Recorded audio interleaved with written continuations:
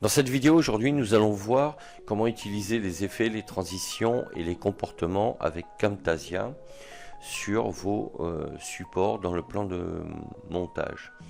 Alors je vais lancer directement ici en prévisualisation le petit support que j'ai mis et qui explique en quoi ça consiste. Alors ce qu'il faut comprendre, c'est que les transitions ici elles agissent sur les annotations. Donc les annotations, c'est ce que j'ai mis ici en jaune.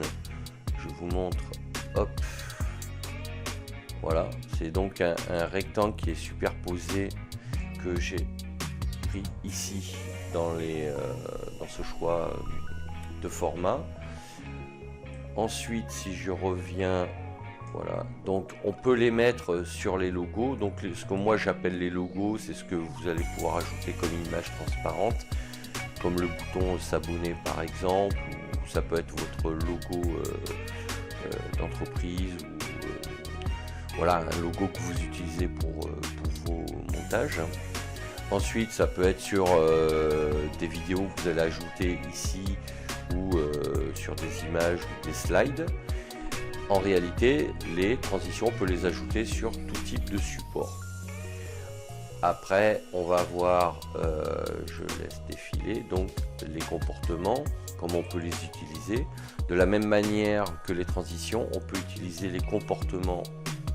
Je vais dans fonctionnalités et on voit que l'on a tous les choix de comportement. On va cliquer sur un choix et on va le faire glisser.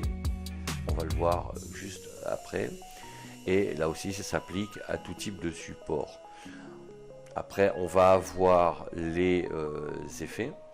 Et là, les effets, il y a une petite particularité, puisque on ne peut pas les utiliser sur les annotations ici, en jaune. Ça fonctionne que sur les logos, les vidéos, images, etc., etc. On va passer à la pratique. Je reviens au début avec le curseur. Donc je vous remonte au ralenti, j'ai cliqué, je laisse appuyer le curseur, je reviens vers l'arrière pour me positionner au début du support. Et là, on va commencer par ajouter une transition. Alors je vais prendre celle-ci parce qu'elle est très marquée et elle va bien vous montrer à quoi elle correspond. Et je vais la positionner sur le premier slide, sur la piste 1. Donc je laisse mon clic appuyé, je lâche et elle s'est positionnée. Je fais play pour visualiser sur l'écran et vous voyez que l'effet, que la transition a bien été marquée entre deux slides. Je vous le remontre.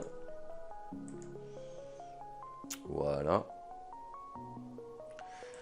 En fait, ça marque une transition entre deux documents. Donc là, comme je l'ai mis sur le premier document, il a joué son rôle, mais ça se passe entre deux documents.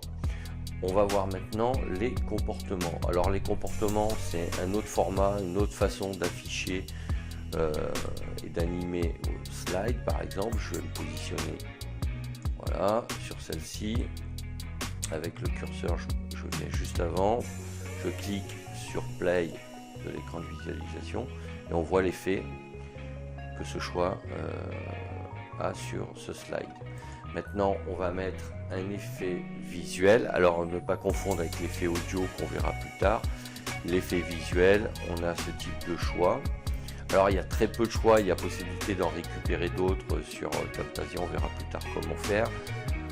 Concernant celui-ci, il est intéressant puisqu'il permettra, là aussi ça sera l'objet d'une vidéo, de détourer des images ou des boutons sur fond vert.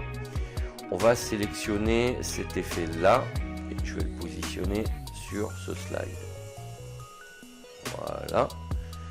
Et là, alors plutôt sur l'autre d'après parce qu'il n'y a pas de notation, mais hop, voilà. Donc je me positionne dessus, je le fais glisser. Voilà. Et celui-ci, il a cette particularité, c'est qu'il affiche votre slide sur un écran d'ordinateur. Voilà, ça donne un petit côté sympa, ça permet de varier. Alors ce qui se passe, c'est que du coup, ce qui est écrit est beaucoup plus petit. Alors vous pouvez, si vous le souhaitez, à ce moment-là, agrandir l'écran, mais on perd l'avantage de l'effet escompté avec ce choix-là. Voilà ce que je voulais vous dire sur les effets, les transitions et les comportements. Vous voyez, c'est pas très compliqué. Et alors moi je préconise quand même au départ de faire quand même assez light et de les utiliser de manière assez efficace, de pas trop en mettre, hein, et ça alourdit un peu le support. Je vous conseille au départ de limiter le nombre d'effets, de transitions et de comportements, parce que c'est rigolo, c'est sympa, mais de rester concentré sur le contenu et d'en ajouter petit à petit, et quand vous maîtriserez bien l'outil, à ce moment-là vous pourrez les utiliser régulièrement. Voilà ce que je voulais vous dire sur ces 3 fonctionnalités ici de Camtasia. Je vous dis à bientôt pour d'autres vidéos. N'hésitez pas à vous abonner à la chaîne. Allez sur mon blog Cap sur vous pour télécharger mon guide comment devenir formateur en ligne. D'ici là, portez-vous bien. Ciao, ciao.